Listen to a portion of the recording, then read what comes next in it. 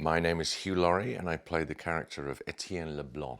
We imagine that he had a traumatic experience in the First War. One of the consequences of that being that he retired, withdrew to the walls of his own house in Saint-Malo.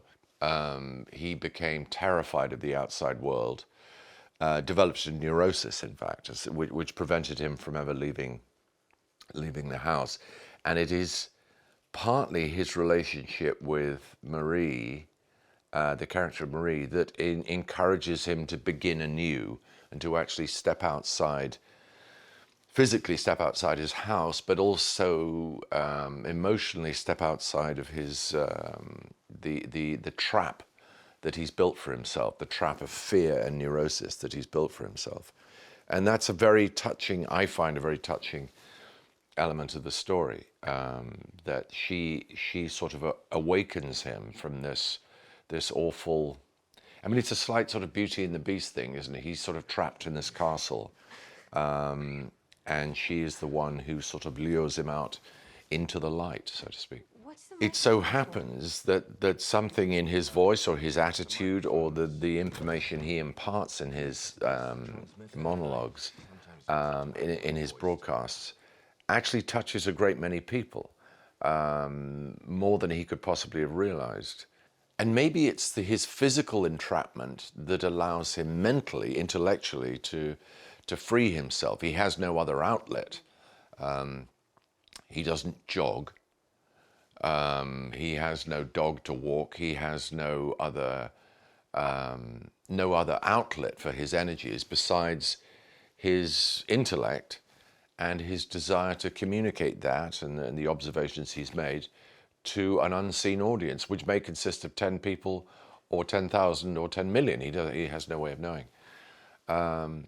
Because that was radio then. Radio then, I mean, shortwave radio was the internet before the internet. Mark Ruffalo has the most wonderful quality of intelligent warmth. It's not sentimental. It's warmth that comes from a brain. You know, you just get this wonderful feeling of intelligent warmth. I've said that twice now, so that'll have to go on the poster. But he is, I think, perfectly embodies exactly what I imagine Sean was looking for in Marie's father, Daniel Leblon. Determined at all costs to take care of his daughter, to protect her. Aria, of course, is absolutely astounding. I mean, astounding, because when they were setting out to cast this, you know, and they had to make a list of the particular characteristics of this role, they must at some point have thought, actually, this might not be doable. We might not find anybody who can encompass this extraordinary range of characteristics. But they did find, I think they may have found the only one who could do it, and she is absolutely astounding, furiously bright, very, very nimble, mentally nimble, physically nimble, almost like a sprite. You know, she moves with such a sort of lightness and grace, and speaks with such a lightness as well. Obviously very, very quick-witted, courageous, indomitable, I would say. I suppose overall, the whole idea of the story is that reality is what we make inside our heads. It's not necessarily confined to what we see and touch and feel. It is something that we can absorb and process and create inside our own heads. We can create our own universe inside our heads.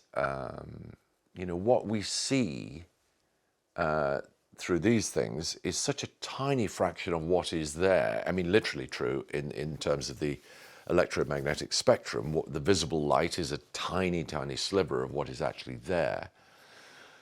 And that's such a beautiful metaphor for a way of thinking of life and reality and all sorts of precious things that we are all looking for in life, but sometimes they are constructible inside our own head or communicable from brain to brain rather than through the world. So all the light we cannot see is actually it's a very profound notion, I think. And I would hope that that profound notion that underlies the whole story is the thing that people will absorb and take comfort from in a way. I find it a very comforting and beautiful idea.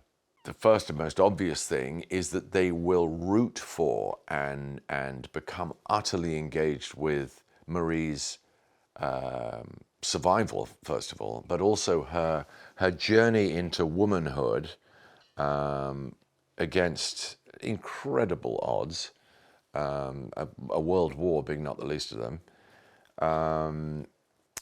You know, to root for her survival, but also to root for her opposite number, as it were, on the German side, the character of Werner, to see them find common cause and to find a connection is, I think that's probably the most immediate emotional sustenance that people will take from it.